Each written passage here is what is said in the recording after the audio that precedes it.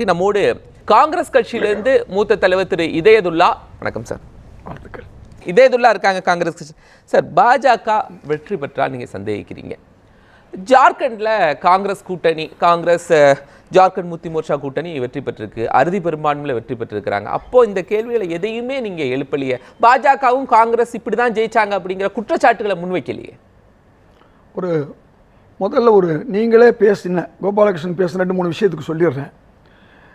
பாஜக ஆட்சிக்கு வந்த பிறகு 2019க்கு பிறகுதான் இந்த இவிஎம் மிஷின் மேலே தவறு சொல்லப்பட்டது. அப்போ கட்சி சொல்லலை, பல வெளியிலேருந்து சொன்னாங்க. ஒரே அளவு வாக்குகள் உத்தரப்பிரதேசத்தில் கிட்டத்தட்ட 60க்கு மேற்பட்ட தொகுதிகளில் ஒரு எண்ணிக்கை, ஒரே எண்ணிக்கை. உதாரணமாக 7,10,100 அந்த அளவுக்கு வந்ததுன்னு சொன்னாங்க. அது எப்படின்னு கேட்டாங்க. அமெரிக்காவிலிருந்து ஒரு அமைப்பு கூட இந்த மிகப்பெரிய மோசடி நடந்திருக்கு 2019 சொன்னாங்க. அதில் விடுவோம். அதற்கு பிறகு நடந்த விஷயம், அமெரிக்காவில் அமைப்பு சொல்றதெல்லாம் நம்ம கரெக்டாக கேட்குறோம். நம்ம அமெரிக்கா நீதிமன்றம் தான் அதானியை இப்போ சொல்லியிருக்கு. அமெரிக்காவுடைய நீதிமன்றம் மட்டுமல்ல, அரசு சொல்லியிருக்கு. செபி, அங்கே உள்ள செபி மாதிரி உள்ள அமைப்பு சொல்லியிருக்கு. இதெல்லாம் சொல்லியிருக்கு. இப்போ ஹிண்டன்பர்க் சொன்னால் நம்ம கேட்க மாட்டோம், இதை சொன்னால் கேட்போம். அது ஒரு பக்கம் இருக்கட்டும். இப்போ பிரச்சனைக்கு வருவோம். இப்போ சமீபத்தில் நியமிக்கப்பட்ட, சில ஆண்டுகளுக்கு முன்பு நியமிக்கப்பட்டார்கள்.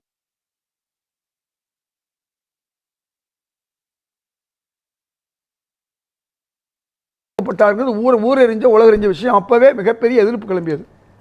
அதற்கு பிறகுதான் செலக்டிவாக, ஏன் மகாராஷ்டிராவில் வெற்றி பெற்றால் நாம் எதிர்க்கிறோம், ஜார்க்கண்டில் வெற்றி பெற்றால் நாம் ஆதரிக்கிறோங்கிறதுக்கு ஒரு உதாரணம். எப்படி செய்கிறாங்கன்னா, ஹரியானாவும் காஷ்மீரும் ஒரு உதாரணம். அதுக்கு முன்னே இன்னொன்று சொல்கிறேன். தேர்தல் கமிஷன் ஒரே நேரத்தில் வைக்க வேண்டிய தேர்தலை பாஜகவுக்கு ஆதரவாகவும், அந்த 2 மாதம் நேரம் கிடைச்சா இந்த 4,500 ரூபாயை மக்கள்கிட்ட கொண்டு போய் லஞ்சம் என்ற பேரில் இதை கொடுத்துடலாம், அரசு உதவியை கொடுத்துடலாங்கிற அந்த ஒரு வேலையை செய்கிறதுக்காக வேண்டி 2 மாதம் மகாராஷ்டிரா தேர்தலை தள்ளி போட்டாங்க. 4 ஒன்றா நடந்திருக்கணும், அது நடக்கலை. அதுக்கும் தேர்தல் கமிஷன் தான் காரணம். எங்கெல்லாம் பாஜகவுக்கு தேர்தல் கமிஷன் உதவுறதுன்னு சொல்லிட்டே வர்றேன். அப்போ இதுக்கு அடுத்து ஆனால் மக்களவை தேர்தலில் உதவலை. திரும்பவும் சொல்லிட்டு வரேன், செலக்டிவ். அதாவது மக்களவை தேர்தலில் உறவுனாங்க. ஒரு சின்ன விஷயம் சொல்லிடுறேன்.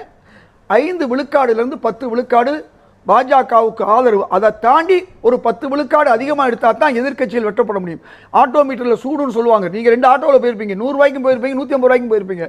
இது எப்படின்னு சொன்னால், உங்களுக்கு ஒரு அளவுக்கு பாஜகவுக்கு முதல்ல வந்துடும். ஒரு 10 விழுக்காடுன்னு வச்சுக்கலேன். மீதி வரும்போது 2 பேரும் சரிசமமாக எடுத்தால் பாஜக தான் ஜெயிக்கும்.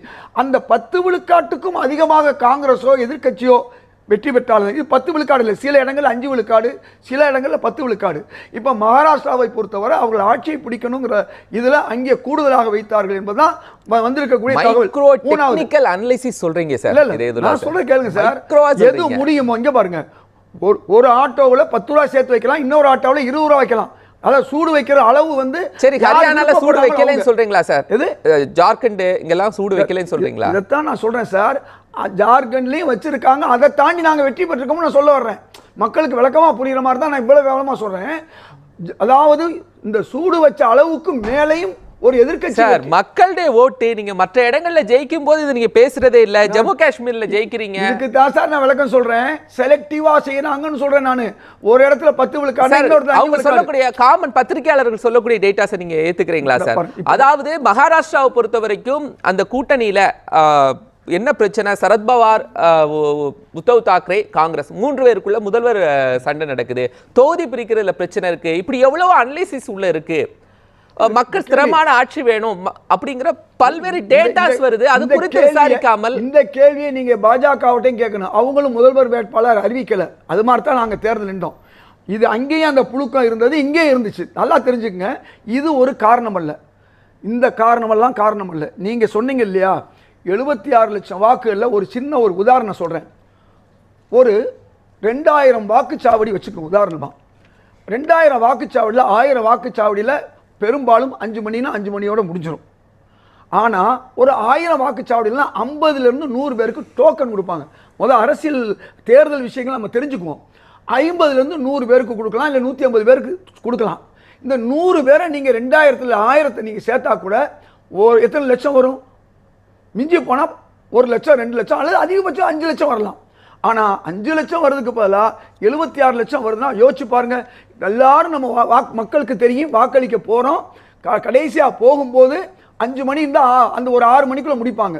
ரெண்டாவது விஷயம், 6 மணிக்கு உடனே சொல்லியிருக்கான் தகவல். ஒவ்வொரு வாக்கு எண்ணிக்கை எப்படி தெரிய வரும்?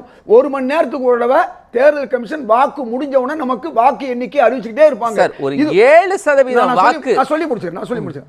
அதாவது வாக்கு எண்ணிக்கை அந்தந்த 1 மணி நேரத்துக்கு பின்னால ஒரு 10 நிமிஷத்துல முதல் ரவுண்டு, 2வது ரவுண்டு தெளிவா சொல்லுவாங்க. 5 மணிலேருந்து 6 மணிக்குள்ள முடிஞ்ச பிறகு அல்லது 7 மணிக்கு முடிஞ்ச உடனே 7:10க்கோ 7:30க்கோ அந்த இறுதியாக வந்த வாக்களை சேர்த்து அறிவிச்சிருந்தா பரவாயில்ல.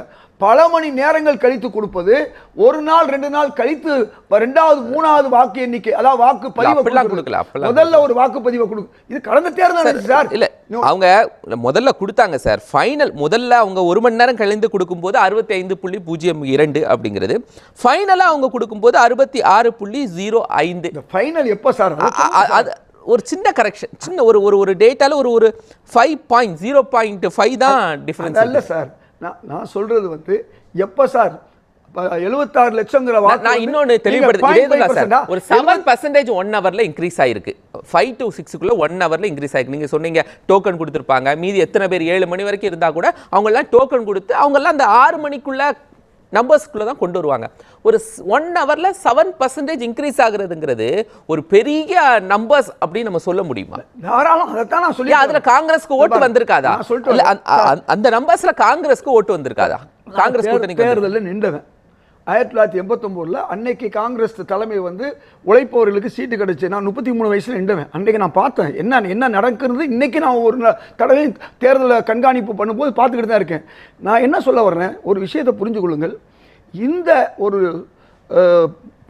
பதிவு எண்ணிக்கையை சொல்வது 1 நாள் கழிச்சு 2 நாள் கழிச்சு கடந்த முறை சொன்னாங்களா இல்லையா? அன்னைக்கு எதிர்க்கட்சிகள் எதிர்த்துச்சா இல்லையா? யோசிச்சு பாருங்க. இன்னைக்கு 1 ஹவருக்குள்ள சொல்ல வேண்டிய 11 மணிக்கும் 12 மணிக்கு சொல்லும் போது என்ன சார் நடந்திருக்கு? சரி, இது ஒரு பக்கம் இருக்கட்டும். இந்த வாக்கு டிஃபரன்ஸை தான் நான் சொல்றேன், திரும்பவும் சொல்றேன், அவங்க வைக்கக்கூடிய சூடுங்கிறேன். இது வந்து அதிகமா இருக்காது. பாதி தொகுதிகளில் கூட இந்த டோக்கன் கொடுக்குற சிஸ்டம் இருக்காது. ஏன்னா வசதி உள்ளவர்கள், நடுத்தர மக்கள் உள்ள இடங்கள்லாம் 5 மணினா 5 மணிக்கே முடிஞ்சிடும். ஆனால் சில இடங்கள்ல தான் வாக்காளர் அதிகமாக இருக்கக்கூடிய, பொதுமக்கள் இருக்கக்கூடிய இடங்கள்ல கொஞ்சம் அரை மணி நேரம் 1 மணி நேரம் கூடும். எப்படி கூடுனாலும் 1 லட்சம் 2 லட்சம் வாக்கள் கூட இருந்தா அது நியாயம். இதேதுல்லா சாருடைய பார்வையில இதனாலதான் பாஜக கூட்டணி ஜெயித்திருக்கிறது, இல்லைன்னா பாஜக ஜெயித்திருப்பதற்கான வாய்ப்பு இல்லை சொல்றேன் சார். நான் சொல்லல சார். அதிகமான இடங்களை வெற்றி பெற்ற பாராளுமன்ற தேர்தலில் அகிலேஷ் யாதவ் யூபியில பாஜக தோற்றது நல்லா தெரியும். குறைஞ்ச இடங்களை பெற்றது. கடந்த முறை எல்லா இடங்களையும் பெற்றது. அகிலேஷ் யாதவ் என்ன சொன்னார் தெரியுமா? நாங்கள் அதிக இடங்கள் வென்றால் கூட இன்னும் நான் சொல்லுகிறேன், இந்த தேர்தல் கமிஷன் இதில் தில்லுமுள்ளு செய்திருக்கிறது. நாங்கள் முழுமையாக வென்றாலும் 80க்கு 80 எடுத்தாலும் அவங்க ஏதோ ஒரு அளவு அவங்க தேர்தல் கமிஷன் சூடு வைத்த பிறகு மீதியில தான் எங்களால் வெல்ல முடியுதுங்கிறத ரொம்ப தெளிவாக சொன்னார். அப்படின்னு சொன்னா ஒரு தலைவர் அந்த மாநிலத்தில் அதிகமான இடங்களை வென்ற இந்தியா கூட்டணியுடைய தலைவர் என்ன சொல்றாரு? இன்னும் நாங்கள் அதிகமாக வெற்றி பெற்றாலும் நம்ப முடியவில்லை, அந்த அளவுக்கு அவர்கள் கூடுதலாக எண்ணிக்கையிலே அவர்கள் வந்து செய்திருக்கிறார்கள், தவறு செய்திருக்கிறார்கள் என்பதை தேர்தல் கமிஷன் மீது நான் இல்லை, ஒரு மாநிலத்துடைய முதல்வர் சொன்னார்.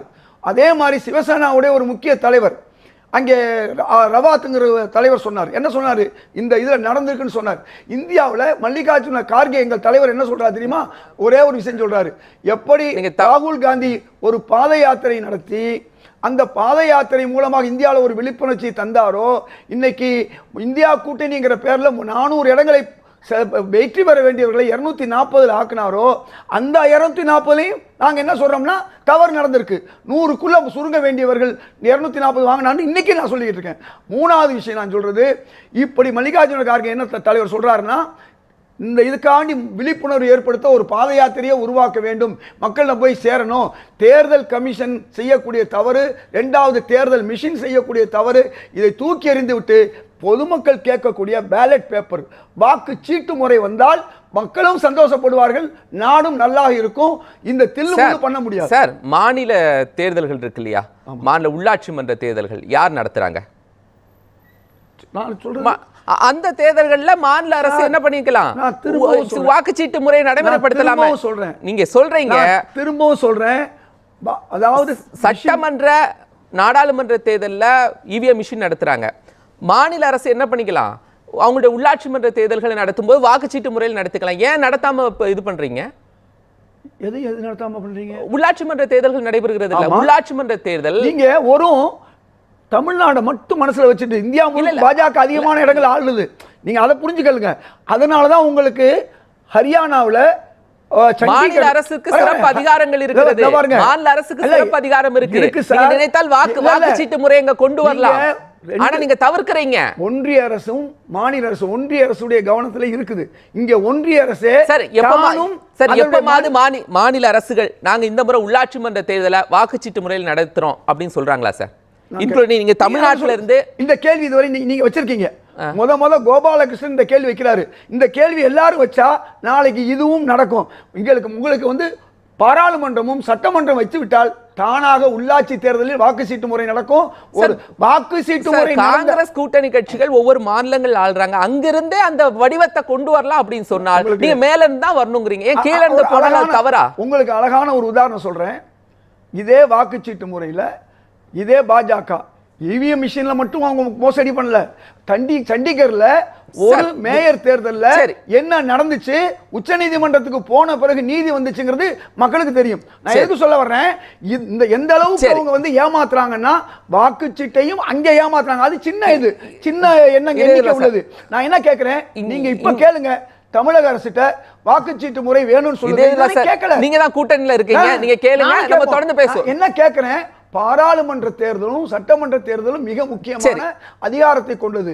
இது நினைச்சா நாளைக்கே மாற்ற முடியும். நான் கேட்கிறது உள்ளாட்சி மன்றங்களும் அந்த மாநிலத்திற்கு உட்பட்டு வானளாவிய அதிகாரங்கள் கொண்டதுதான். திமுக தமிழ்நாட்டில் இருக்குன்னு நீங்க சொல்றீங்க. இந்தியா முழுக்கும் பெரும்பாலான மாநிலங்கள்ல பாஜகவும் ஆளுகின்ற அந்த கூட்டணி இருக்கிறது. அங்கேயும் கொண்டு வர சொல்லி நம்ம கேட்போம். சரி சரி. இப்போ நான் கேட்கிறேன், ஜம்மு காஷ்மீர்ல இவங்க கூட்டணி கட்சி வென்றிருக்கிறது, பாஜக தோற்று இருக்கிறது இல்லையா? ஜார்க்கண்ட்ல அதே போல நீங்க வயநாட்டுல 5 லட்சத்திற்கும் மேற்பட்ட காஷ்மீர் வேலியில நீங்க எலெக்ஷன்லயே நிக்கல, நின்றது ஜம்முல, அங்க முழுசு நீங்க தான் ஜெயிச்சீங்க. அவர் என்ன சொல்றாருன்னா, இதேதுல்லா என்ன சொல்ல வர்றாருன்னா, நாங்கள் அதை விடவும் அதிகமாக வாக்குகள் பெற்றிருப்போம், நீங்க செய்யக்கூடிய சில தவறுகள் இல்ல சில முறைகேடுகள் காரணமாக நாங்க குறைவான சதவீதத்துல வெற்றி பெற்றோம் ஜம்மு காஷ்மீர்ல. உங்களால ஜம்முல தோத்தோம். காங்கிரஸ் மோரார்லெஸ் வீழ்ச்சியை நோக்கி அழிவை நோக்கி செல்லக்கூடிய கட்சியாக மாறிவிட்டது சார். மக்கள் இருந்தாலும் கடந்த முறை வாய்ப்பு கொடுத்தாங்க மகாராஷ்டிரா. சார் அடுத்தடுத்த நம்பர்ஸ் கூடிட்டு இருக்காங்க சார். வீழ்ச்சி ஆனா எப்படி சொல்லிட முடியும்? அடுத்தடுத்த நம்பர்ஸ் கூடிட்டு இருக்காங்க சார்.